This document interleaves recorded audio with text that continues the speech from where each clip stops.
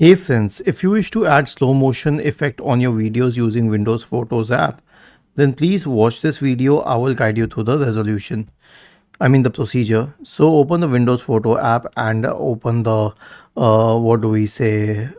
video in that app. All you need to do is right click on the video, select open with and photos. However, the edit button is gone. So what would we do in this case? Click on Microsoft Clipchamp next to its timeline. It will open Microsoft Clipchamp.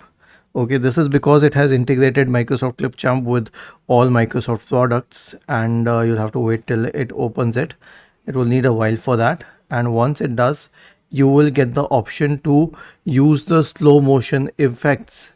You can simply go to the speed tab and then you can reduce the speed a little. That is what you have to do. Isn't this easy? If yes, then please subscribe to the channel.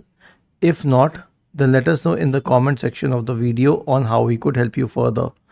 Thank you for watching this video and have a nice day.